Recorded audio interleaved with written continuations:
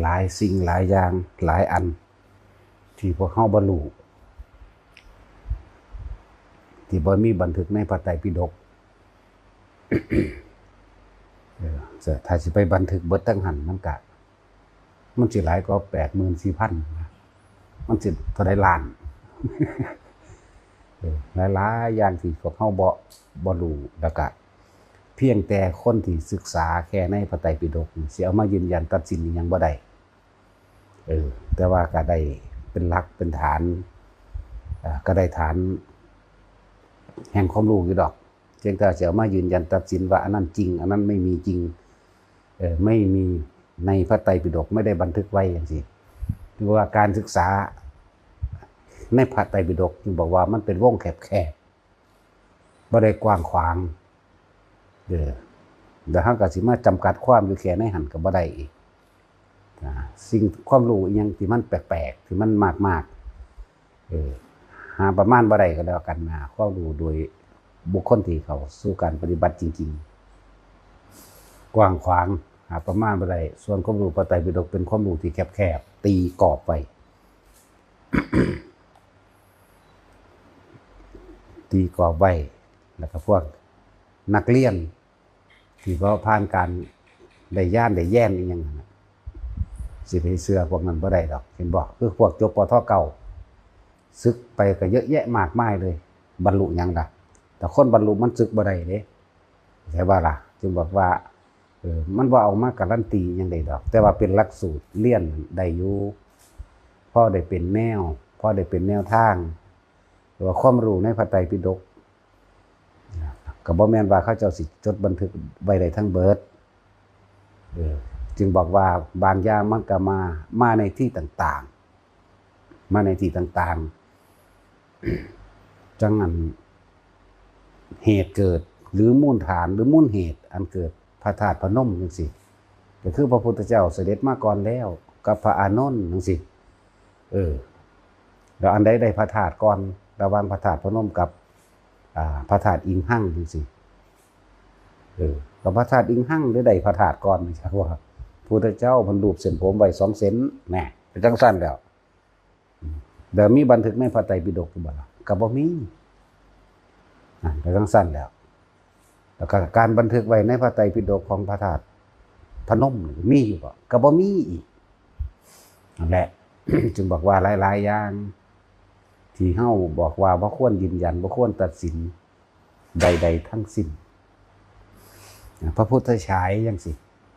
ก็มากับพระอานนท์พระพุทธบาทสระบุรีจังซี่บ่ได้ว่ามากับพระอานนท์มากับพระโมคคัลลาเด้บัดนี้เนี่ยมีบ่ในหันบัดก็บ่มีนั่นแหละของบางอย่างมันก็ได้สืบโดยหลักฐานพยานหลักฐานก็คืออาจจะเป็นรูปปั้นร้อยพระบาทร้อยพระหัตถ์จังซี่สืบโดยหลักฐานพยานแบบนั้นหรือว่าจดจารึกตามภาษาหรือในเขตที่นั้นๆจังซี่นะหรือว่า พวกเรียนแค่พระไตรปิฎกอย่ามาแค่ว่ายืนยันตัดสินว่าบ่มีในพระไตรปิฎกเด้อพระไตรปิฎกคือภาษาวกเฮ็ดขึ้นพระพุทธเจ้าบ่ได้เฮ็ดพระไตรปิฎกจักบ่ล่ะสั้นล้วนแล้วตั้งแต่ภาษาวกเอาเท่าที่เพิ่นจำได้องค์นี้จำได้แบบนี้พระอานนท์จำได้หลายกว่าหมู่อยู่แล้วล่ะองค์นี้จำได้แบบนี้เขาจะเอามาเรียงร้อยให้ลงตัวกันอันนี้ว่าด้วยพระสูตรอันนี้ว่าด้วยพระวินัยอันนี้ว่าด้วยพระอภิธรรมก็จำกัดอยู่ในหันแต่ว่าความรู้บุคคลปฏิบัตินี่จำกัดบ่ได้บ่มีความจำกัดกว้างขวางอย่างนี้หรือพระธาตุยังละทางภาคเหนือจังสิพระพุทธบาท400จังสิมันเป็นไปได้จังได๋ล่ะก็บ่มีในพระไตรปิฎกแต่ว่ามีมาในที่ต่างๆหรือเป็นข้อมูลในเขตนั้นๆในประเทศนั้นๆนะในเขตในจังหวัดนั้นๆอำเภอนั้นๆที่เขาเจ้าบันทึกไว้ของเขาเจ้าเองสินั่นแหละจังว่าหลายๆอย่างที่ว่าบ่มีในพระไตรปิฎกแล้วพระพุทธเจ้าบ่ได้สอนให้สร้างพระพุทธรูปจังซั่นจังซี่สอน ก่อนที่เป็นพุทธเจ้าอีกว่าแม่นว่าบ่สอนหรืออานิสงส์ต่างๆว่าสร้างด้วยดินเหนียวสร้างด้วยการเขียนแกะสลักใส่ต้นไม้ใบไม้อย่างสิมีอานิสงส์5กัปจังซี่สร้างด้วยดอกไม้หลากหลายชนิด17กัปมั่งจังซี่มีหรือบ่มีมันก็มีในเขตนั้นๆที่เขาเจ้ามีบันทึกจารึกของเขาเจ้าไว้เองนั่นแหละ คือพุทธฉายจังซี่บ่ได้สร้างซะพระพุทธเจ้าถ่ายรูปเจ้าของเอาเองเด่นจักว่าล่ะ พระพุทธฉายสระบุรีจังซี่ก็เสด็จมากับพระอานนท์มาปราบนายพรานจนบวชนั่นแหละก็เลยขอเครื่องระลึกไว้เพิ่นก็เลยถ่ายรูปไว้ให้ซั่นน่ะพุทธฉายสระบุรีพุทธบาทกับปราบนายจุลนายฆาตกรผู้ใดเป็นผู้นิมนต์มาพระปุณณะได้นิมนต์มาโอ้สู้บ่ได้นะขนาดที่พระปุณณะนั่นเป็นคนเพชรบุรีเรียกว่าภาคใต้ประเทศไทยตะกี้มันบ่ได้วางซั่นดอกทางสมมุติน้ำให้เข้าใจง่ายสื่อเป็นคนเพชรบุรีเป็นเผ่านึงที่กินคนปนไปค้าขายทางเฮามีเกลือหลายทางพุ่นบ่มีเกลืออินเดียสมัยนั้นบ่ค่อยมีเกลือเพิ่นเอาเกลือไปขายได้ฟังธรรมพุทธเจ้าเพิ่นก็เลยบรรลุธรรมขอบวชเลยมอบสมบัติให้น้องเลยบวชแล้วก็เลยกลับมาเยี่ยมบ้านเจ้าของเองจะมาสู้กับโจรอันนี้แหละสู้โจรอันนี้บ่ได้สู้บ่ได้กับเอาพระโมคคัลลาตัวผู้มีฤทธิ์มาเนาะพระโมคคัลลาก็เฮ็ดจังได๋ก็ได้เขาก็มีฤทธิ์กว่าเขาเรื่องก็ดีโอ้บ่ได้นะพระปุณณะก็เลยราตนาพระศาสดาดามานี่บ่มีในพระไตรปิฎกแต่ว่ามีอยู่ในนี่จักว่าล่ะบ่มีในไตรปิฎกมีในนี่พระพุทธเจ้าเล่งพยานมึงแล้วพระโมคคัลลาสิแสดงฤทธิ์แบบใดก็สร้างเขาก็แสดงได้คือกันเด้เป็นแบบจะว่าใส่อิทธิใส่มั่นยาหรือเฮาสิเว้าง่ายๆว่าพวกนี้ก็เป็นพวกมีฤทธิ์มีเดชใส่ไสยศาสตร์มนต์ดำที่นาบ่เข้าใจซื่อๆเด้มันบ่เป็นไสยศาสตร์เด้ก็เลยว่าฆ่าคนหลายเอิ้นว่านายจุลฆาตหรือนายฆาตกรนั่นแหละฆาตกระภิกขุตะกี้เราเป็นคนฆ่าคนแล้วก็มีลูกน้องบริวารถึง 3,000 35,000เรียกว่า 3,000 เด้35,000นั่นแหละพระเจ้าปราบลงได้แล้วบรรลุอรหันต์แล้วสิกลับไปพุ่นสิกลับไปอยู่นำพระพุทธเจ้าอยู่เขตพุ่นล่ะเขตอินวัดเชตวันพุทธเจ้าว่าบ่ได้เธอต้องแก้ทิฏฐิทั้งหลายที่เธอได้ยัดเยียดได้ปกคุมได้ใส่ให้เขาแล้วต้องรับเป็นภาระนั่นใจว่าล่ะ ก็เลยว่าขออันใดอันหนึ่งที่เป็นเครื่องระลึกนึกถึงพระศาสดาตถาคตเจ้าได้บ่เลยว่าได้พุทธเจ้าก็เลยอธิษฐานรอดพระบาทไว้นั่นแล้วก็มีจังสั้นแล้วแม่นบ่ล่ะมีในพระไตรปิฎกบ่มีในจุดหมายเหตุกรุงศรีอยู่แต่มีในบันทึกของราชการนั้นราชการนี้แล้วก็บันทึกต่อๆกันมาจังสั้นแหละพระอันฆาตกระกันให้ฆาตกรละกันนั่นแหละแล้วก็อยู่หั่นเราได้สอนมิจฉาทิฏฐิไปแล้วจักว่าแล้วก็อยู่แก้มิจฉาทิฏฐิคือกันจนได้ลูกน้องบริวารกลับขึ้นมาบวชเป็นภิกษุสงฆ์ 35,000นั่นมีอยู่วัดกันเขาพระบาทสระบุรีเด้อนี่ส่วนอันสระบุรีเป็นพุทธฉายคนนิรมิตตัวเองให้เป็นรูปของเพิ่นเองนั่นแหละกับพระอานนท์นี่ก็หนึ่งแล้วจังว่าหลายๆอย่างที่บ่มีในพระไตรปิฎกก็จะมายืนยันมาตัดสินมาเฮ็ดมันเขวซึ่งกันและกันอันใดที่มันบ่ข้อขาดบาดตายนี่ลงกันซะนั่นนะเฮาก็บ่ได้ว่าเด้อันใดที่มันบ่ข้อขาดออกนะเศร้านะจะมาแย่งกับภาษาความรู้อันซ้ำนั่นคิดว่าเฮาบ่ได้มันก็ได้คือกันนั่นแหละหมายถึงพระไตรปิฎก คือจังอันของอันสวับสอธรรมภักดีเกิดก่อนหมู่สำเร็จนั่นน่ะพระใหญ่สอนั่นเราเป็นคนจบปทเก่าจักว่าพระใหญ่สอธรรมภักดีนี่เขาเลยเอาลูกสาวมาหล่อเอา2 คนคนจีนเอาลูกสาวงามๆมาหล่อแล้วเลยซึกแล้วก็ไปเฮ็ดลงพิมพ์น่ะลิ้มเชียงเฮียงนั่นแหละจักว่าท่าแล้วก็ได้เมีย2 คนแล้วก็ขายหนังสือมั่งสิจังค่อยๆมาจดเอาน้ำเล่าเด่นเล่ามาจากไสเล่าก็มาจากเล่านั่นแหละภาคภาษาฉบับตะกี้อยากบอกล่ะนั่นแหละตอนนี้ยังตะลูกสอพระเยซูตายแล้วเลยเป็นลูกสอธรรมภักดีนะนั่นแหละมันก็มีมาจังสั่นเนี่ยพูดถึงว่าเรื่องเล่าในพระไตรปิฎกต่างๆมันบ่มีว่าสิจดได้เบิดดอกสมัยที่พระพุทธโฆษาจารย์ไปจดจารึกมาในระหว่างทำการทะเลไปแลกไอ้เครื่องเขียนน่ะเอิ้นหยังล่ะลืมแล้วล่ะเครื่องเขียนกันครับพระสังฆรากิตะแลกนั่นนี่กันจังซี่ว่าไปจดได้แล้วตอนขากลับมานั่นน่ะบันทึกเล่มนึงมันตกลงน้ำทะเลนั่นน่ะก็ยังมีได้บาดนี้กล้องนึงบักใหญ่พุ่นแต่เสียดายแห่งแนวแปลกๆพิสดารซ้ำนั่นว่าล่ะพระไตรปิฎกครบอยู่ดอกจากลังกาทวีปมาหาไอ้สุวรรณภูมิเฮานี่นั่นแหละเรื่องสั้นแล้วเรื่องเล่าอีกอย่างที่บ่มีในหันมันก็มีมาจากที่ต่างๆหรือจากผู้เพิ่นรู้จดจำไว้ในทุกอย่างมันก็มีจุดหมายเหตุเบิดนั่นแหละหรือพระธาตุดอยสุเทพจังซี่พระพุทธเจ้ามากับไผนะมันบ่ได้มีได้ว่าเช่นว่าพระธาตุดอยสุเทพสมัยที่บ่ได้วางซั่นเด้อดอยพระโมคคัลลาจังซี่มากับไผตะกี้คนเคี่ยวหมากจังซี่คือว่าพระพุทธเจ้าเคี่ยวหมาก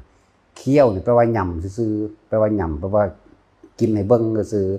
บ่ได้แปลว่าเคี่ยวหมากแบบคือคนเคี่ยวหมากแบบนี้เพิ่นสิทำลายทิฏฐิความเห็นผิดอีกอย่างนึงไม้อันนั้นมันเป็นไม้มีพิษร้ายแรงสมัยตะกี้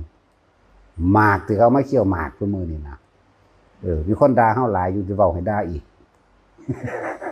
เขาว่าเคี่ยวหมากมันบ่แม่นเพิ่นเคี่ยวหมากแบบมียาสีเขียวมีใส่ผู้ใส่ปูนใส่ยาถูกจักบ่สมัยนั้นหมากมันสุกแดง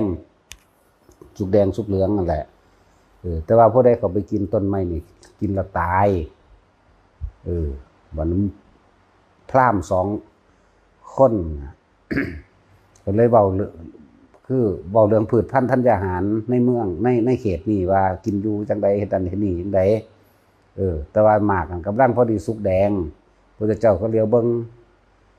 หมากอันนั้นคือสวยดีเนาะโอ้ยบ่ได้พระเจ้าค่ะหมากอันนั้นกินแล้วตายเด้เห็นนะพระเจ้าก็เลยบอกว่าไปเอามาไปหมากอันนี้กินแล้ว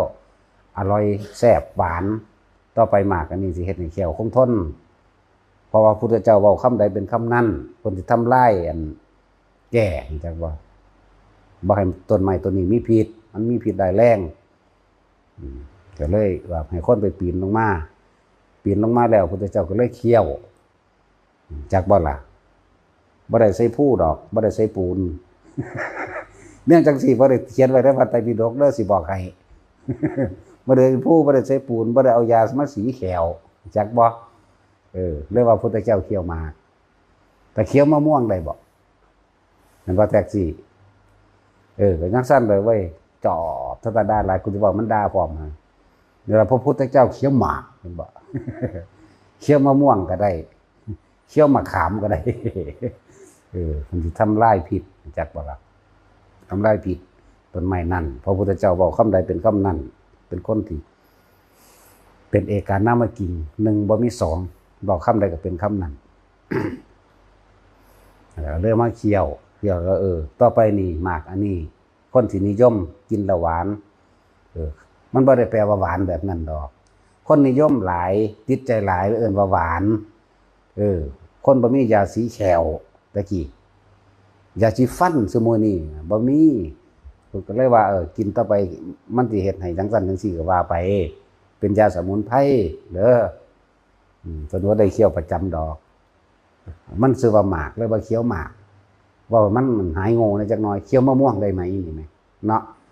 เคี้ยวมะขามได้บ่เคี้ยวหมักถั่วได้บ่นี่แม่เข้าใจว่าละบาทนี่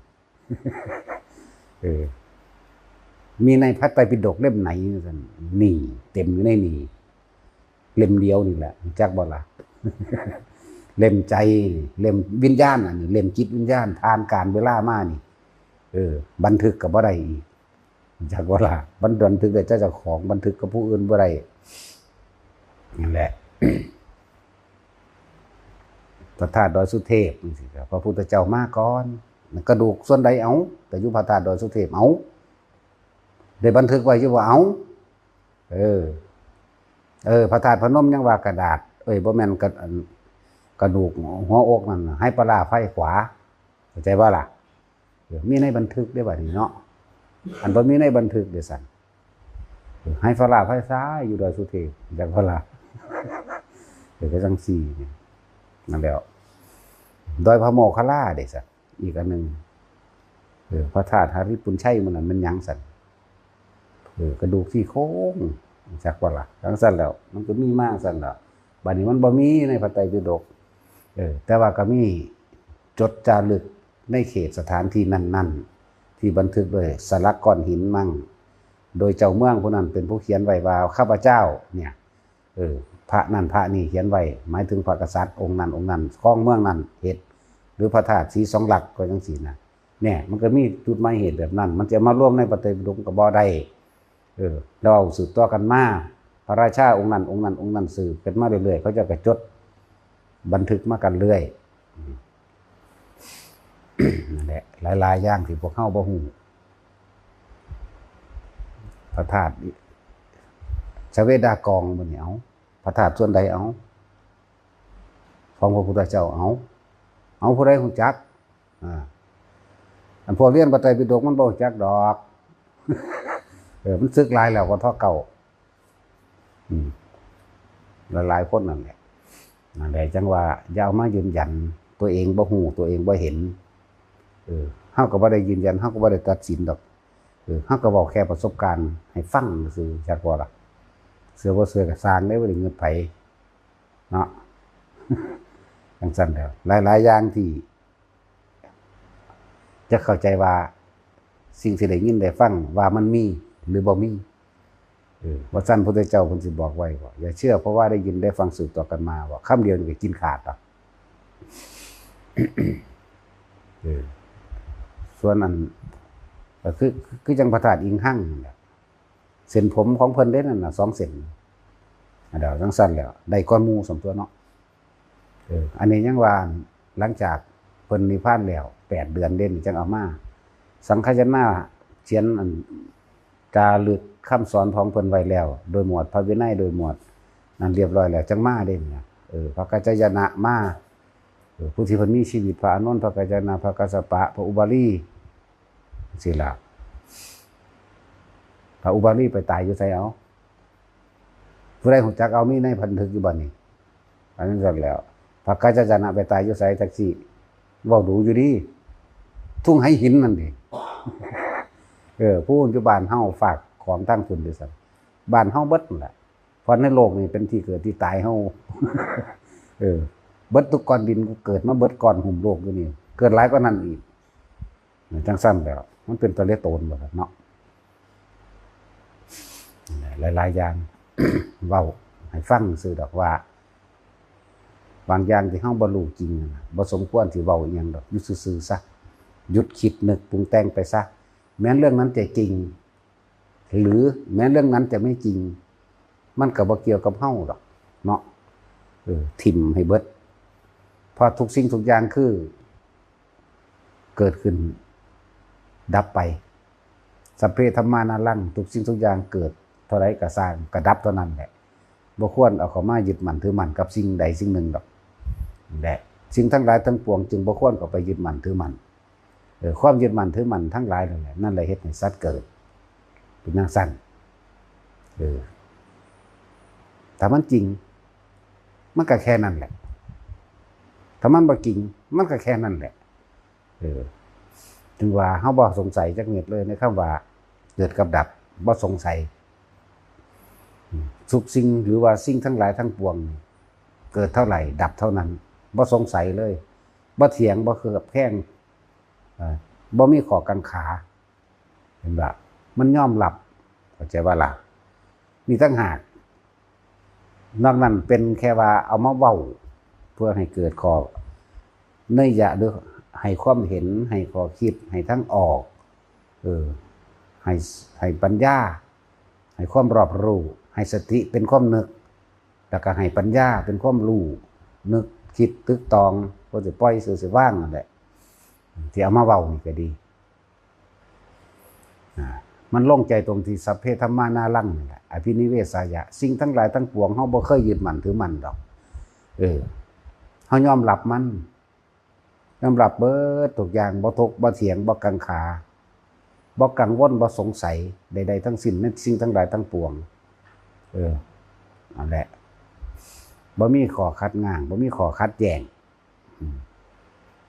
มีแต่ภาคกังขาเรวตะนั่นแหละว่าถ้าเกิดอีหยังขึ้นสงสัยแลนถามพระพุทธเจ้าเอาถามเอาเป็นตะเพิ่นรำคาญคือหยังนี่เนาะบรรลุแล้วก็เอาออกมาด่าในจังน้อยบ่พื้นเพราะว่าเราต่อหน้าบ่ได้มันตายแล้วแล้วว่าถ้าเห็นหยังปั๊บฟ้าวแล่นไปถามเอาได้ยินหยังมาปั๊บฟ้าวแล่นไปถามอันนั้นคือหยังมีเหตุผลร้ายดีเป็นใดแต่ว่าได้ความรู้เพราะว่าเล่าเด้ถ้าเราบ่ถามเฮาก็บ่รู้ว่าล่ะนั่นแหละภาคกังขาเรวตะเพิ่นชื่อว่าเรวตะถ้าแม่นเฮาเว้าซุมื้อว่าประสาทมันจักว่าล่ะถ้าเฮาเว้าซุมื้อว่าโอ้ยแต่ว่าคนละอีประสาทเนาะแต่ว่าพวกนี้ก็ว่าบอกประสาทนะภาคกังขาเรวตะมันเป็นผู้มีความสงสัยมากของข้าไปเบิดเบายังขึ้นมาในของข้าไปเบิดถามแล้วถามอีกเป็นตะล่ำข้านคืออย่างนี้นะแต่ว่านั่นแหละเป็นให้ปัญญาให้เฮาได้รู้แล้วก็ให้เฮาได้หายคลายสงสัยเพราะว่าเพิ่นถาม อันนี้มีในพระไตรปิฎกเด้อภาคกังขาเรวตะมีไปอ่านเอาบัดมีในหันแหละแหน่จิกๆจ๊อกเข้าก็ยังเอาออกมาเบาได้อยู่ หลายอย่างมันมีตำราคำว่าตำราก็มาจากการจดจารึกไว้ก้อนหินศิลาแปลว่าก้อนหินบันทึกไว้บนก้อนหินมันเลยเกิดกลายมาเป็นว่าตำราส่วนตะกี้บ่ได้เป็นหนังสือกระดาษใบลานบ่ทันใส่จดจารึกไว้ก้อนหินซะก่อนเรียกศิลาแปลว่าหินนั่นแหละมาซุมื้อได้เอิ้นว่าตำราแล้วจุดก่อกำเนิดในการกระทำหลายๆอย่างก็ใส่หินนั่นแหละศิลานั่นแหละเป็นตัวจดจารึกบันทึกไว้สืบต่อกันมาพอได้เข้าได้โค้งทุกอย่างมันต้องมีเหตุนะมันต้องมีผลในการกระทำสืบต่อกันมาหลายๆอย่าง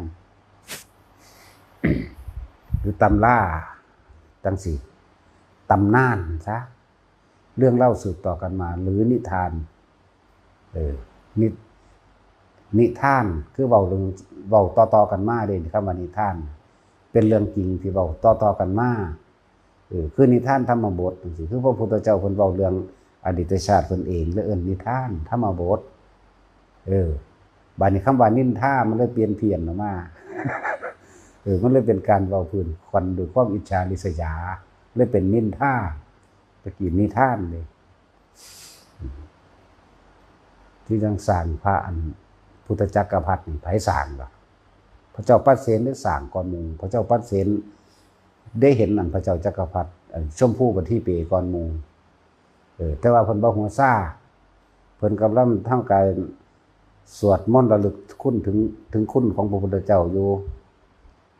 ว่ากันง่ายเพิ่นกำลังสวดอาการวัตตาสูตรเพื่อรำลึกถึงพระพุทธเจ้าทุกพระองค์ไม่เคยห่างร้างเลยแม้แต่พระองค์เดียวด้วยการระลึกถึงคุณพระผู้มีพระภาคเจ้าโดยอิติปิโสภควาอรหังสัมมาสัมพุทโธนี่นะไล่ไปได้สั่นจนฮอดจนว่าฮอดมัน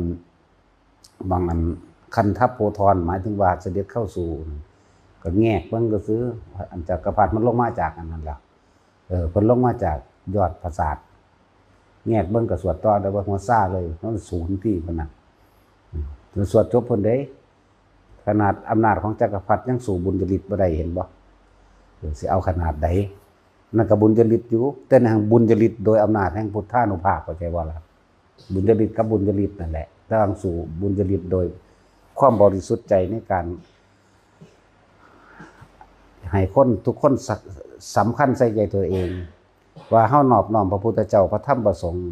สำคัญตรงที่ความบริสุทธิ์ใจเด้อเข้าใจบ่ล่ะ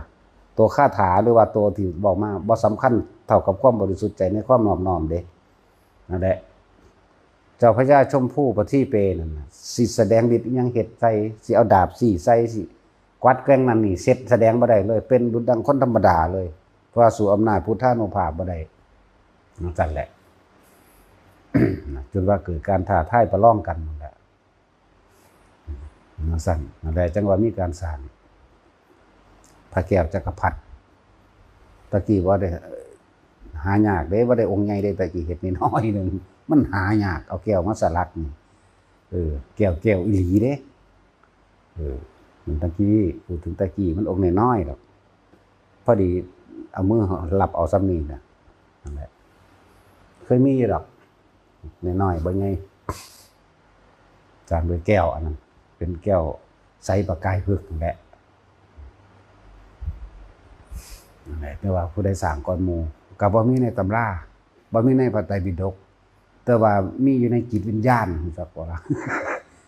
ไตรปิฎกใหญ่เป็นสั่นแต่จังว่ามีการสร้างมาแล้วผู้เพิ่นสร้างก่อนหมู่บัดนี้ก็สมัยพระพุทธเจ้าเสด็จไปดาวดึงส์นั่นแหละเป็นพรรษาที่เท่าใดแท็กซี่บ่จักที่นี่ก็เลยเห็นบ่ขนาดมีในพระไตรปิฎกเนาะมีให้ศึกษาเด่นเป็นพรรษาที่เท่าใดที่พระพุทธเจ้าเสด็จดาวดึงส์เอาไปโปรดเอาพุทธมารดาเอาบ่บอกหรอกมันสิจำไปตอบคำถามอันเดียวจังสั้นเดียวก็สร้างด้วยไม้จันหอมนั่นแหละบาดเดี๋ยวก็ว่าในตำราบอกว่าไม้จันแดงก็ว่าอีกอ่ะทั้งแดงทั้งหอมล่ะหอมแดงสลักนะรูปเท่ากับพระองค์จริงนั่นแหละหลังจากลงมาสู่สังกัสสะมานครแล้วก็ได้อาทิตย์นึงก็นิมนต์ไปซื้อกรุงสาวัตถีนั่นแหละเมืองโกศลนั่นแหละแต่สั้นหามมาตัวที่แรกยึกยักย่านพระพุทธเจ้าด่าด้วยสั่นจักบ่ล่ะแต่โดย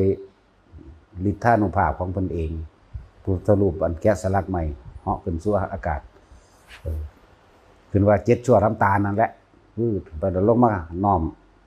อมใส่พระพุทธเจ้าองค์หนังองค์เนื้อรู้จักว่าล่ะองค์นี้พุทธเจ้าองค์ปลอมนี่จักว่าล่ะองค์ใหม่นี่น้อมใส่พอตอนน้อมเรียบร้อยพุทธเจ้าก็แกเอามือว่างให้ว่าให้ไปลงบางหันซื่อๆก็ไปตามนั้นนี่มันบ่มีในพระไตรปิฎกแต่ว่ามันมีในตำราอยู่นั่นแหละเป็นสั้นแกะสลักออกแบบนั้นเป็นทรงจักรพรรดิได้ล่ะหางบ่ได้แต่งแบบนี้เข้าใจว่าตะกี้ว่ามีเครื่องประดับหลายปานนี้ทรงจักรพรรดิเด้อเพิ่นอยากเห็นไปเบิ่งอยู่ในเมืองจีนพุ่นล่ะพวกยักษ์เขารักษาไว้อยู่ลงไปในหันแล้วเขาเอาไปไว้พุ่นอยู่แล้วองค์แรกหมายถึงว่าการสร้างพระพุทธเจ้ารูปองค์แรก ส่วนก่อนนั้นบ่ท่านได้เป็นพระพุทธเจ้านี่เขาเจ้าปั้นรูปพระเจ้าชายสิทธัตถะจากบ่ล่ะปั้นห่มผ้าสีส้มสีนั่นแหละมันสีส้มดอกตอนเพิ่นออกบวชพอเพิ่นคิดฮอด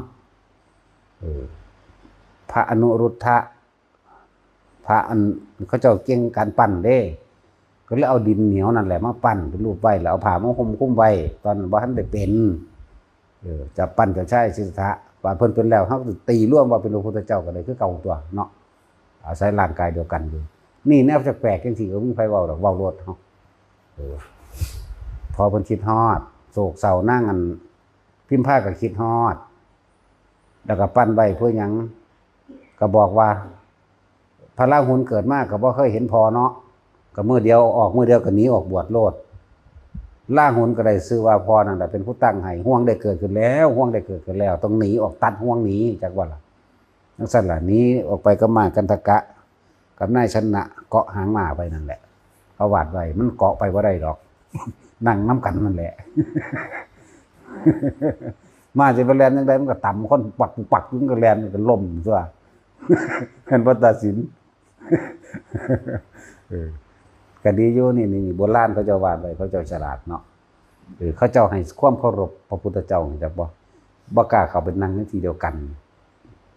นี่สังเกตคนตะกี้มีจิตใจความเคารพนอบน้อมอีหลีเด้ขนาดภาพวาดนี่ยังวาดเป็นอันนายชนะน่ะเกาะหางม้าเด้เห็นบ่ล่ะคือบ่ยอมวาดให้ไปเทียบว่านั่งนำกันเด้ขนาดนั้นเด้ความอ่อนโยนเห็นว่าความละเอียดความเคารพความนอบน้อมพระเจ้านั่งน้ำกันนั่นแหละถ้าจะเอาตามจริงๆไปเกาะหางม้าจังได๋มามันก็แล่นบ่ได้ตัวเนาะมันก็ต่ำคนเกาะอยู่ห่างตัวเอาความจริงเขาก็ไปเกาะเบิ่งในบ่หยัง มีแต่มันสิถีบมันแถวยังว่าล่ะว่ามามีบุญมากันทกะกัสสกะกันทกะอัศวราชเป็นพระโพธิสัตว์มานั่นก็ดีมากันทกะนะ หลังจากเพิ่นตัดผมพระโมลีนึงก็ลอยขึ้นสู่กลางอากาศไปประดิษฐานอยู่ทุสเจดีย์เทวโลกคนใดบ่ได้อยู่ในอันเจดีย์อันนี้เด้ยังก็ลืมละดาวดึงนั่นนะ นั่งสั้นน่ะพูนอยู่พุ่นพระพุทธเจ้ากับเอาเครื่องประดับประดาให้นายชนะถือขึ้นเด้อม้าน่ะมันทำใจบ่ได้จักว่าล่ะแต่ว่าด้วยความเคารพหัวอกแตกตายห้องขึ้น3เทื่อยก2ขาขึ้นเฮ็ดคือคูบเข่านั่นนะห้องขึ้นแล้วก็คูบเข่าลงห้องขึ้นแล้วคูบเข่าลงคูบเข่าลงครั้งนั้นอีกตายซ้ำนั่นแหละไปเกิดอยู่อันดุสิตพุ่นได้ล่ะจังซั่นแล้วเว้าแนวแปลกๆเนาะเพิ่นบ่เข้าใจ เว้าไปจังซั่นแหละถ้าจะเว้าแต่เข้มข้นมีแต่สินิพพานหลายมันก็สิเครียดเนาะจังซี่เว้านิทานแนวบัดนี้บ่ได้เว้าเรื่องนิพพานแต่เว้าเรื่องนิทาน นั่นแหละ แต่หลายอย่างที่พวกเฮาสิหาแนวแปลกๆหรอกมาเว้าที่จริงก็บ่แปลกหรอก ของบางอย่างที่มันบ่มีในจดจารึกคือจังเว้าเรื่องพระพุทธเจ้าเพิ่นก็โกนผมเทียเดียวนั่นแหละหลังจากตัดแล้วมันก็สั่นเหี่ยนเขาเลยทีเดียวทั้งสั่นม้วนลงคือก้นหอยม้วนลงคือก้นหอยที่เขาเจ้าวาดเป็นจุกๆไว้นี่คือจังภาพเฮาเฮ็ดไว้นี่สมัยเพิ่นเป็นเจ้าชายจิตระอยู่เนี่ยทั้งหลังเฮาเฮ็ดไว้นี่คือกันแม่เวลาลูกถามว่าพ่อเป็นรูปร่างหน้าตาจังไดพระราหุลนั่นน่ะก็ว่าไปเบิ่งพ่อเจ้าไปนั่นก็อยู่ในห้องนั่นแหละคือห้องตั้งหุ่นไว้นั่นนะตั้งรูปปั้นไว้นั่นแม่ก็จำติดตามมาเรื่อยๆจังซั่นแหละพ่อเจ้าเป็นแบบนี้เด้อนะนั่นแหละจังว่าจนว่า7 ปีพุ่นเนาะส่วนสิกลับปันเบิดนั่นแหละหลายพรรษาอยู่เด้ส่วนสิกลับไปนั่นอันที่มีจุกนั่นสมมติว่าพระพุทธเจ้าโกนหัวนี่เนาะผู้ใดสิกล้าไปจับหัวเพิ่นโกนอยู่บ่เนาะตัดสินเจ้ากล้าอยู่บ่ก็สิมึนหนาปึกหนาปานนั้นบ่เนาะแม่นคำสั่งเฮาก็บ่กล้าดิไผสิไปกล้าแตะตั้งแต่ฟ้าตีนก็บ่จะกล้าแตะอยู่เนาะ นั่นแหละเพิ่นตัดผมทีเดียวแล้วก็สั่นลงเลยบ่ได้โกนอีกถึงว่ายินเขาเจ้าว่าโกนหัวถิ่มโกนหัวผมสะเต็มกระดูกเป็นบัดหรือว่ามันเป็นแย่ๆนั่นนี่คนบ่เหยียบย่ำทำลายบอกบ่มีทางโกนทีเดียวเด้อบ่แม่นโกนซ้ำเอาประขันตัดเอาดาบมันละตัดแล้วก็สั่นลงเลยเป็นอย่างสั่นผมเพิ่นประขันเพิ่นขุดยุทุสะเจดีย์เพิ่นบ่ได้จุฬามณีบ่แม่นเด้ยุทุสะเจดีย์เด้อเคยเห็นบ่ล่ะ เคยเห็นบ่ทุสะเจดีย์ไอ้หุ่งเมืองกันเคยเห็นอยู่บ่อย่ามาเว้า เออนั่นสั้นแหละอีบูดมันเคยเห็นอยู่เด้นะ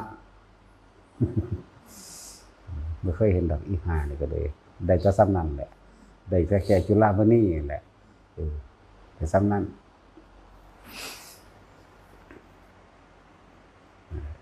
ตั้งเขาเรียกว่าพุทธเจ้าคนโกนผมเท่เดียวเด้อบ่มีผู้ใดสิไปอาจสามารถที่จังสั้นได้เด้ตามความจริงแล้วเพิ่นก็ไหว้ไผบ่ได้อีกต่างหากเด้เพิ่นไหว้ธรรมะเวลาเพิ่นสาธุเนี่ยเพิ่นสาธุกับธรรมะหมายถึงว่าเพิ่นเคารพธรรมคือเคารพความเป็นจริงเท่านั้นเด้การสิเป็นน้อมหัวกลมหัวไหวผู้ใดนี่คือเฮาเห็นในหนังมันบ่แม่นเด้หัวแตกเก็ดเสียงบ่ได้นั่นน่ะแล้วความจริงคือเฮาเนี่ยเอาไปโกนหัวให้แน่เนี่ยพุทธเจ้าเอิ้นไผสิกล้าเอาฆ่ากูดีกว่าสิบ่ดีสิบ่ว่าจังซี่บอกแม่นบ่สั่นก็จังสั่นเด้ความมันบ่กล้าไปแตะไปนั่นเด้เขาบอกกันพระพุทธเจ้าโกนหัวทุกกันมาคำโอ้โหเขาก็เลยอยากหัวแล้วบอกฟังซามันตัวเดียวเท่านั้นแหละเด้อนั่นแหละจังซั่นแล้วคนที่มันมีความเคารพขนาดนั้นแล้วมันจะไปกล้าไปบ่ายอยู่วะเนาะ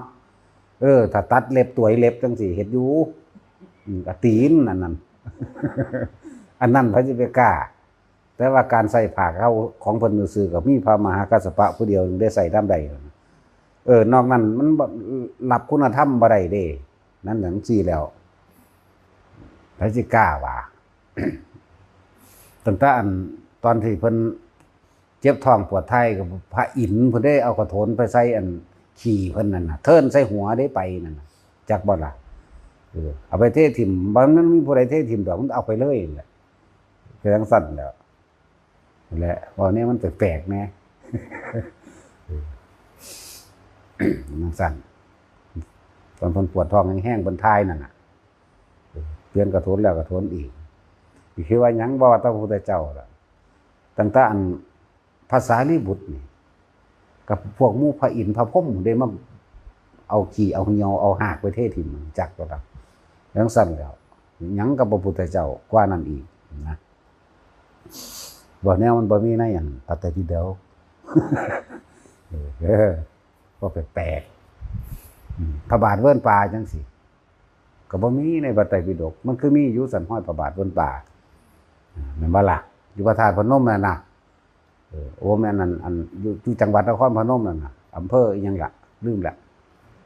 ฮะท้าวอุเทนเนาะก็จังซั่นแล้วหลายหม่องอยู่เด้อยู่ทางภาคใต้ก็มีนครศรีธรรมราชหม่องหนึงที่เพิ่นไปพอได้มีจารึกบันทึกไว้แต่ว่าบ่มีในพระไตรปิฎกแต่ว่ามีบันทึกเขาเอิ้นหยังล่ะในเขตนั้นแคว้นนั้นตั้งหากนะพระราชาเมืองนั้นบันทึกไว้ตั้งหากคือนครปฐมจังซี่เพิ่นก็มานั่นบ้านของทนพราหมณ์ด้วยนั่นน่ะทนพราหมณ์ในหนังเฮ็ดเป็นหัวโลนมันบ่ได้แม่นหัวโลนจุกขึ้นตอนที่ปริปันธ์นั่นแบ่งพระบรมอัฐิธาตุนั่นน่ะแบ่งเป็น7ส่วนแบบบัดนี้พระเขี้ยวแก้วเพิ่นเชื่องเอาจักบ่เน็บไว้ในม้วยผมพี่ทั้งทาวานผมบ่เอาน้ำมูดอกจักว่าล่ะพระอินทร์ก็เดมือยาวมาหั่นตัวบัดนี้ ดึงปั๊บไปแล้วพูนพระเขี้ยวแก้วอยู่พุ่นล่ะจุฬามณีแท้อันบัดนี้พระอินทร์เอาไปแล้วลักเอาแล้วพระอินทร์ก็ขี้ลักเด้กับมันละลักต่อลักเลยกันครับมีจักบ่ขโมยจับโจรลักขโมยลักของโจรจังซั่นแล้วปันกันเรียบร้อยแล้วแบ่งให้เมืองนั้นเมืองนี้ให้เรียบร้อยแล้วครับเพิ่นก็ว่าเพิ่นพระเอาดีใจไว้ในหัวใจเจ้าของไว้แล้วบัดไปอยู่ผู้เดียวเข้าไปเข้ามาหาบ่เห็นที่เอาไปมาเลยไปเอาขี้เถ้าเอาขี้เถ้านั่นแหละเอาขี้เถ้ากับทับพี่แนวตวงตะนานนั่นแหละก็มาเฮ็ดไว้นั่นแหละมันมาสั่นความมันมีอยู่ในนั้นแหละนั่นแหละหลายอย่างเว้าแนวคนบ่ค่อยได้ยินได้ฟังเว้าให้ฟังแน่ท่านหรือการสร้างพระพุทธรูปจังซี่เว้าเรื่องพระพุทธเจ้าสร้างมาตลอดเลย สมัยเสวยชาติเป็นโพธิสัตว์เด้อสร้างมาตลอดเลยบ่มีจักศาสตร์ที่เป็นคนหรือว่าเป็นสิบ่ได้สร้างและส่วนมากบั้นปลายชีวิตนี่บวชเด้สมัยใดที่บ่มีพระพุทธเจ้าก็บวชเป็นฤาษีแม้กระทั่งฤาษีในบริวารเป็นพันๆพุ่นก็ยังโดดลงให้เสือกินนั่นก็จังซั่นแล้วมันธรรมดาเด้ชีวิตของเพิ่นหลายอย่าง เขมรมื้อนี้เพิ่นก็ไปจีนเวียดนามจังซี่แม่นเบิดนั่นแหละหรือเมืองสุโขทัยจังซี่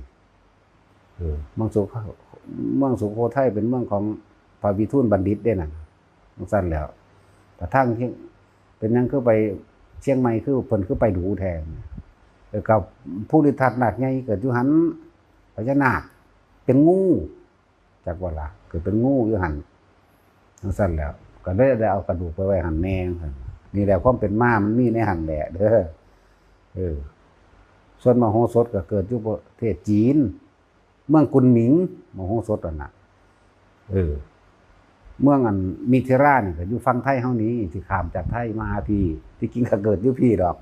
แต่ว่าไปคลอดอยู่พุ่นแม่เพิ่นพาออกหนีแม่เพิ่นพาหนีเพราะว่าพ่อเพิ่นถูกฆ่าด้วย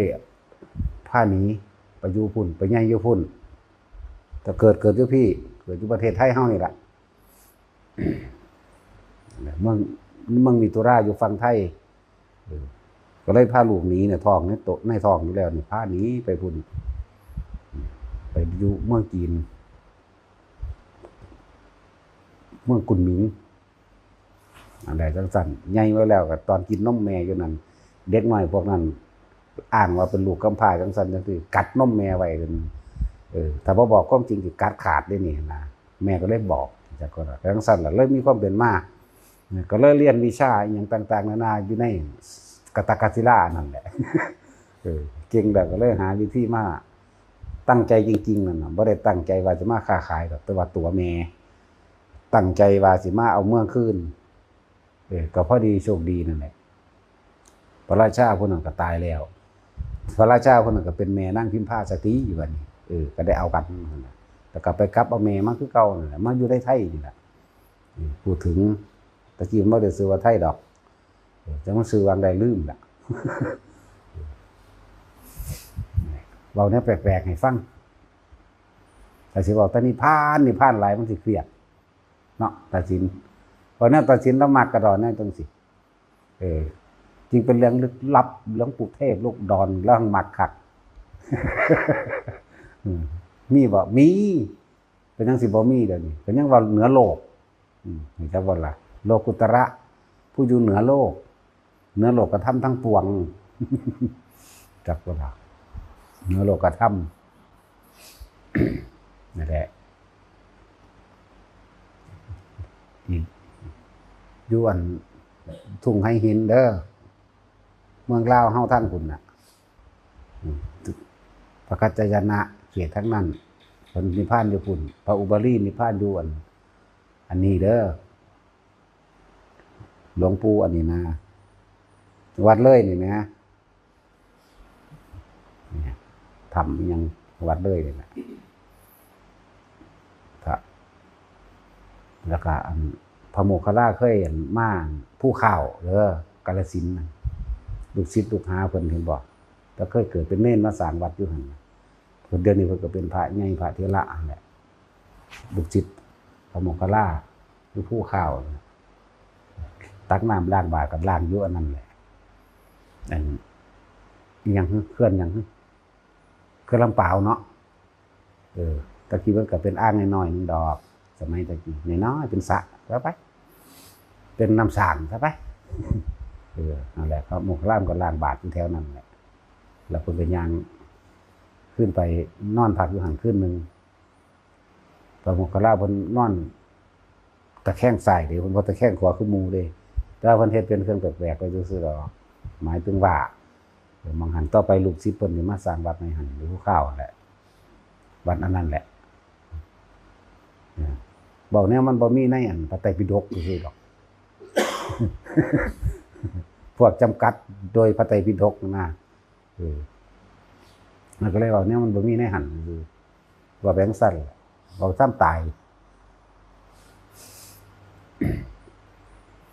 หลายอย่างอยู่แต่ละที่ที่มีว่าพระธาตุไปหันพระธาตุไปนี่เสด็จไปหันเสด็จไปนี่จังซี่ล้วนแล้วแต่เป็นที่เกิดที่ตายหรือว่าที่อันเป็นจุดสำคัญในการบำเพ็ญบารมีเด่นๆของเพิ่นนั่นแหละแต่ที่ว่าเพิ่นเกิดมาทุกหม่องทุกหม่องเลยในโลกอันนี้ทุกก้อนดินทุกเม็ดดินแหละพุทธเจ้าเฮาเกิดนั่นน่ะพวกเฮาก็คือกันนั่นแหละทุกเม็ดดินแล้วเด้สมควรสิยอมรับความจริงหรือยังยอมรับว่าสิ่งทั้งหลายทั้งปวงเกิดขึ้นแล้วก็ดับไปยอมรับความเป็นอนิจจังยอมรับความเป็นอนัตตาคลายความยึดมั่นถือมั่นได้หรือยังยอมรับมันยังมีความปรารถนาใดนั้นเป็นนี่ต่อไปอีกในภายภาคหน้าอยู่แต่เฮายอมรับมันบ่มีข้อกังขาใดๆทั้งสิ้นบ่มีความปรารถนาอีหยังอีกนะแล้วก็หาเครื่องอยู่เฉพาะตนซะที่วิธีที่เฮาฝึกอยู่นี่น่ะละสังโยชน์หาเลยเด้อย่างต่ำๆน่ะมันละสังโยชน์หาเลยมันก็3เด้มันธรรมดาเด้โสดาบันได้ง่ายๆนึงเด้นี่ที่พ่อเฮ็ดอยู่เดี๋ยวนี้ที่บอกว่าหาเครื่องอยู่เด้อ อาศัยอานาปานสติรู้ลมเข้ารู้ลมออกอยู่ในกายลมก็คือกายในกายอันหนึ่งนี่แล้วมันก็เห็นความรู้สึกนอกในเวทนาในเวทนาอันใดก็ได้หน้าแค่อยู่ในลมหายใจก็อย่างหนึ่งแล้วแต่อยู่ในลมหายใจว่าไรก็อยู่ในความรู้สึกคิดนึกหาความรู้สึกของเจ้าของเองนั่นแหละปรารถนานั่นปรารถนานี่แบบนั้นแบบนี้เนาะก็อยู่จังสี่ก็ได้จิตมันคุ้มอยู่แล้วล่ะเรื่องของจิตกายเวทนาจิตนี่ถ้าจากว่าจิตเวทนากายซะโดยซ้ำไปแล้วก็มันก็เห็นสิ่งทั้งหลายทั้งปวงบ่มีอย่างกีรังอย่างยืนจิตเวทนากายจิตกายเวทนาธรรมเด้อที่จริงทุกอย่างน่ะคือความคิดทั้งหลายมันคลุ้มอยู่แล้วทุกอย่างเกิดจากจิตสิเกิดหรือสิตายเวียนว่ายไปทั้งใดก็เพราะว่าจากจิตคือเก่านั่นแหละเอาจิตมาอยู่ในกายโดยรู้ลมหายใจเข้าออกก็แม่นเอาจิตมาอยู่ในเวทนาโดยการพิจารณาความรู้สึกสุขและทุกข์เที่ยงแท้แน่นอนอยู่บ่มีอีหยังสิจีรังยืนอยู่บ่ก็แม่นกายเวทนาจิตเอาจิตมาอยู่ในจิตพิจารณาดูแม้กระทั่งความคิดของเจ้าของก็ยังบ่เที่ยงแท้แน่นอนยังคิดเรื่องนั้นคิดเรื่องนี้ไปพุ่นไปพี่จักว่าล่ะเฮาก็ยังบ่อาจสามารถบังคับมันบ่ได้แน่ก็เลยว่าสัพพิธรรมานารังหรือสิ่งทั้งหลายทั้งปวงหาสละแก่นสารบ่ได้ครับบ่เที่ยงบ่แท้บ่แน่บ่นอนจักอันจักอย่างแล้วสมควรแล้วบ่เฮาสิเข้าไปยึดมั่นถือมั่นนะจึงบอกว่าอภินิเวสยะบัดนั่นแหละทุกอย่างก็จิตคุมไว้เบิดนั่นแหละคำว่าหลักสูตรกายเวทนาจิตธรรมจิตกายเวทนาธรรมหรือจิตธรรมเวทนากายก็ได้พอทุกอย่างมันเกิดดับพร้อมกันบ่มีอันใดหนึ่งนั่นคือหลักสูตรซื่อจึงบอกว่าจะผูกมัดตัวเองโดยการลักการจะแบกลักการใส่หัวไปใช่ว่าล่ะเบิ่งประสบการณ์ของเจ้าของเองแต่เฮามีแต่ลักการเฮาสิบ่เป็นอิสระจากประสบการณ์ที่เฮามีอยู่ค่อยแทนเทียบต่างๆลักการบ่เอาหนังสือมาอ่านฟังอาจารย์นั่นฟังหนังสือนี่อุ๊ยบ่ถูกดอกกูโลดแน่บ่เป็นอิสระเลยจึงบอกว่าสิ่งทั้งหลายทั้งปวงบ่ควรเข้าไปยึดอิหยังกับมันดอกนี่ต่างหากเอาประสบการณ์นั่นแหละว่างออกให้เบิดบ่หาแต่อ่านหนังสือออกก็ได้เด้อธรรมะคนตะกี้บ่เรียนจบไสดอกบ่ต้องเอาไกลก็ได้เอาพ่อแม่ครูอาจารย์ปู่เฮานี่ปู่มั่นนี่ปู่เสาเฮานี่จบไสเดี๋ยวนี้แม่นบ่จบไสเอาจบอยู่บ่ปทเก้าปทแปดเพิ่นจบเลยปทหยังบุเรื่องสั้นล่ะแม่นบ่ล่ะแต่ว่าประวัติภาษาลิบุตรพระโมคคัลลาก็บ่จบป.2 ป.3 ป.4 จบปริญญาก็บ่ได้จบนี่ล่ะเนาะแม่นบ่ล่ะทั้งสั้นแล้วแต่ว่าผู้ว่าเป็นคนถึกปัญญาเป็นคนจื้อบ่ได้คือพระจุลปันถกจังซี่เอาเพิ่นไปจบไสมันคือบรรลุได้ซั่นแม่นบ่ล่ะแม่นบ่ล่ะสั่นปานได้เห็นนำ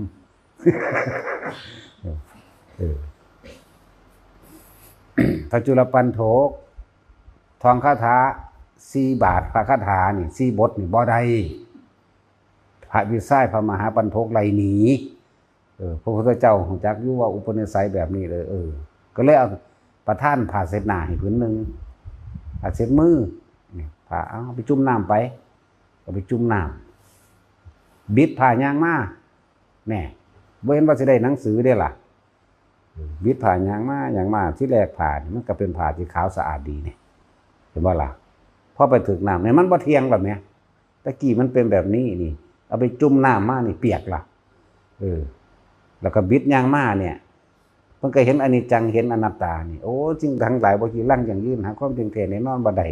เฮาบ่สมควรสิไปยึดมั่นถือมั่นอีหยังดอกเนี่ยยึดมั่นถือมั่นแม้ว่าพี่ชายก็บ่พอใจเฮานั่นนี่ก็เลยไล่ออกหนีเพราะว่าเพียงแค่ว่าเฮานี่ท่องบาทคาถาบ่ได้เพียงแค่4บทจัง4น้อนี่เนี่ยแล้วเฮาก็ไปยึดมั่นถือมั่นในความอยากบรรลุพร้อมพุ่นน่ะแล้วก็ไปยึดมั่นถือมั่นในความอยากท่องบาทคาถา4บทนี่ได้เนี่ยเห็นบ่ล่ะปั่นมาพอดีมันไม่แห้งสุดตัวมันสิมอบให้พระพุทธเจ้าก็บ่แม่นก็เลยเอาเศษตีนพระพุทธเจ้าซ้ำซะจากว่าล่ะนั่นแหละบรรลุแล้วไหมแล้วเพิ่นก็เฝ้าไปพุ่นบัดนี้พระพุทธเจ้าก็เลยไปงานนิมนต์นั่นแหละพอตะวาสิถวายอาหารปุ๊บพระพุทธเจ้าบอกวางใดเดี๋ยวยังพระอีกองค์นึงเห็นบ่ล่ะไปนิมนต์พระองค์นั้นมาซะก่อนคนใส่ก็แล่นไปแล่นมาหันหลายรอบเด้แลนมาหลอกพระยันหันเป็นพันบาทนี่จะเอิญใช้ไฟกับโอ้ยพระยันหันว่ามันองค์เดียวดอกกลับไปบอกว่าคือว่าองค์เดียวนะมาฮอดเราองค์นี้ปัดกวาดตาดองค์นี้เทขยะองค์นี้ล้างบาทดูองค์นั้นองค์นี้เฮ็ดยังจงกรมองค์นี้นั่งสมาธิองค์หนึ่งเสือดสวดมนต์สัตย์ย้ายถ้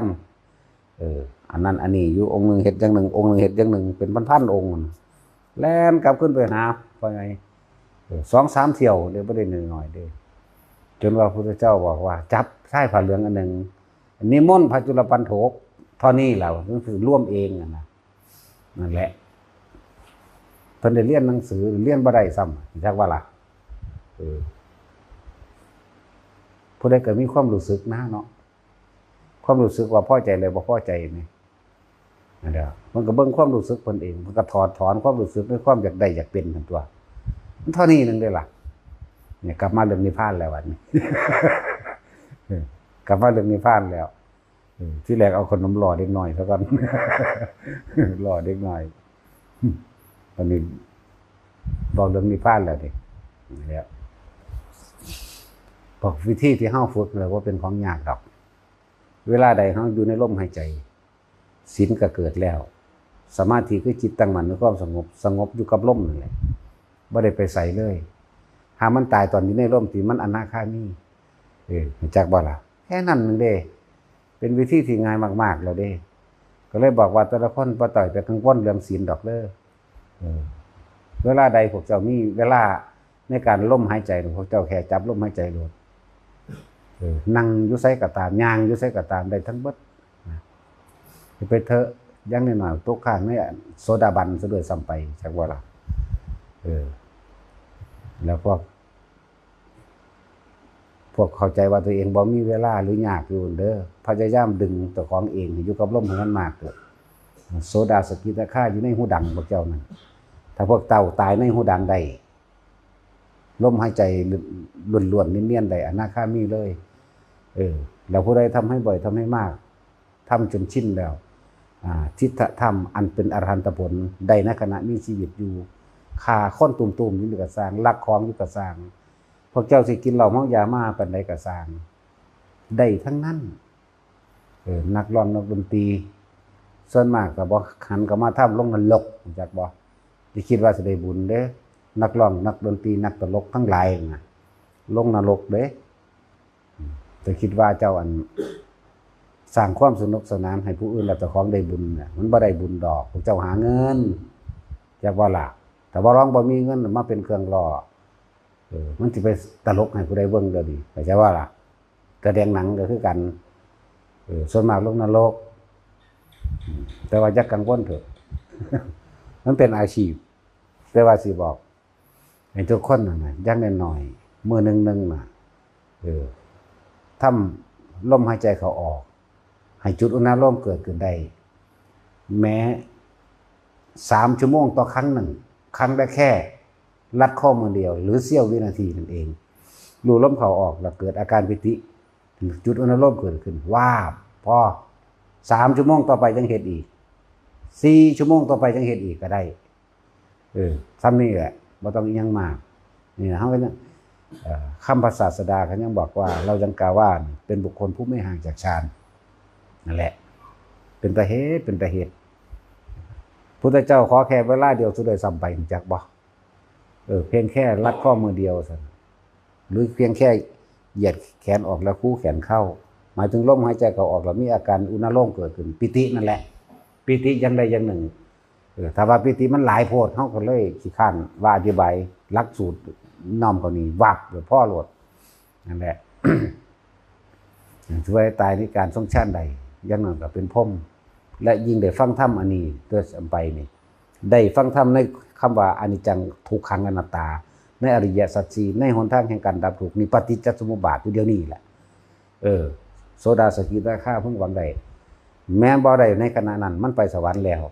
ยังมีโอกาสได้บรรลุตั้งมากมายหลายโอกาสอีกไม่ธรรมดาเด้มันมีโอกาสบรรลุได้ภิกษุผู้ทรงฤทธิ์แสดงมั่งใครควรโดยตัวเองมั่งจักบอกคนที่สวดมนต์ใดนี่สวดสัตยธรรมอริยสัจสี่หรืออันที่พวกเฮาสวดนี่แหละ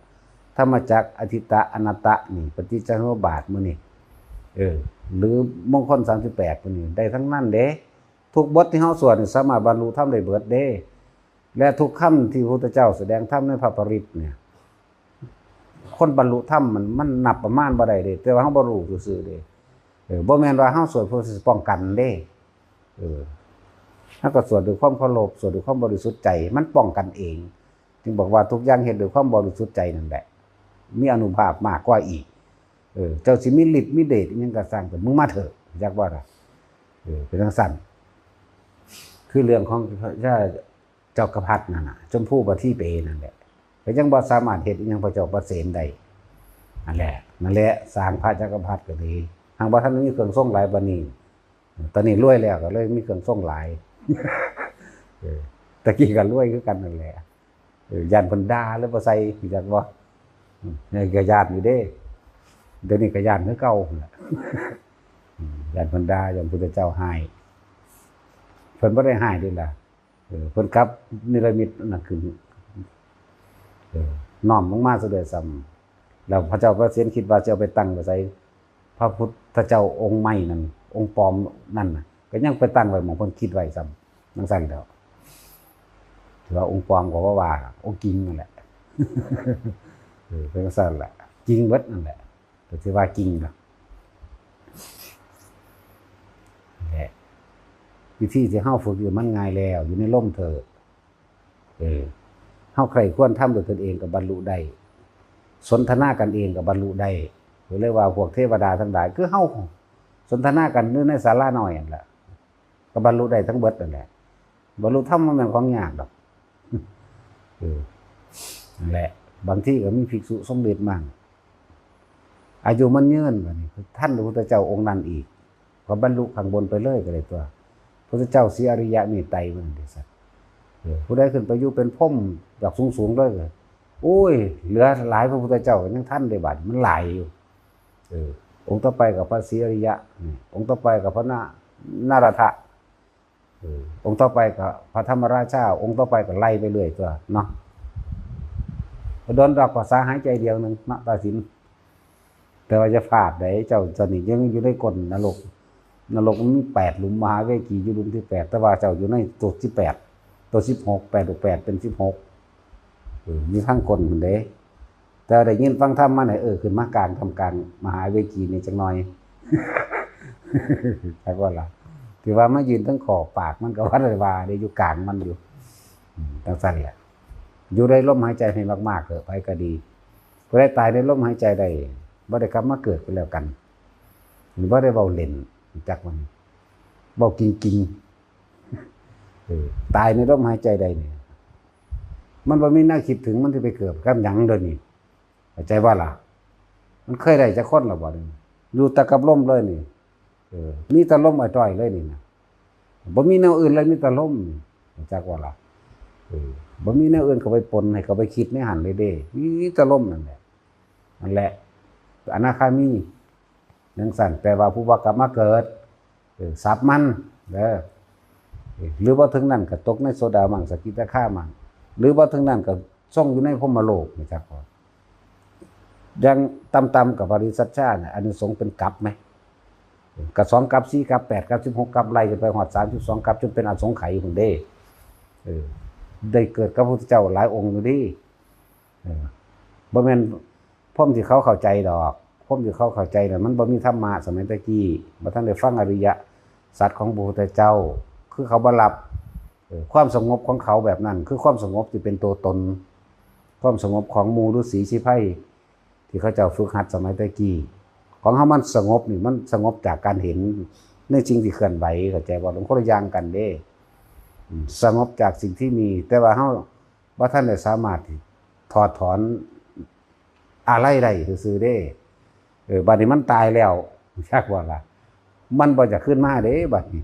นั่นแล้วจึงบอกว่าความสงบ2อย่างสงบแบบฌานกับสงบแบบจากสิ่งที่มีอยู่สงบจากสิ่งที่มีอยู่รู้จักแล้วล่ะสงบโดยการเห็นนั่นเองแล้วก็ยอมรับและความจริงของมัน สงบแบบฌานคือฌาน4แต่ว่านี่สงบจากการเห็นสงบโดยปัญญาแต่สิบอกว่าปัญญามันก็บ่เข้าใจปานใดดอกเฮาต้องเอาแบบว่าสงบจากสิ่งที่มีอยู่โดยบ่ได้เข้าไปหัวซ่ามันบ่คิดอยากได้อยากดีอยากเป็นหยังในสิ่งนั้นสิ่งนี้ยอมรับในสิ่งทั้งหลายทั้งปวงมันก็แค่ความเกิดและความดับมันก็เบิดความปรารถนาบ่มีความอยากได้นี่แหละแต่ว่า2อย่างก็ต้องเกื้อหนุนซึ่งกันและกันสมถะและวิปัสสนานั่นเองฌานสมาธิสมถะเดียวกันนั่นแหละจะไปแยกมันงงซื่อคนตะกี้บ่ได้มีคำว่าจังซี่ซะด้วยซ้ำไปเขามาเบิ่งความรู้สึกในเฮ็ดจังใดกูคือสิเศร้าสูญให้ผู้นี้ตะเนาะแน่ว่าแต่ว่าทุกข์ก็ได้เนาะนั่นแหละไม่เห็นแล้วยังกูก็บ่ได้จักแนวแล้วในความรู้สึกในอารมณ์เจ้าของมันบ่เกิดนะสงบอีหลีเลยนั่นน่ะสงบจากอุปกิเลสอีหลีเลยนั่นน่ะบ่มีอารมณ์ความรู้สึกในความอยากได้อยากดีอยากมีอยากเป็นหยังทั้งสิ้นเห็นหยังก็เห็นอยู่หั่นแหละได้ยินหยังเขาเว้ามันได้ก็ซื่อๆอยู่หั่นแหละเนี่ยจะว่าล่ะนี่แหละเอาสมาทาน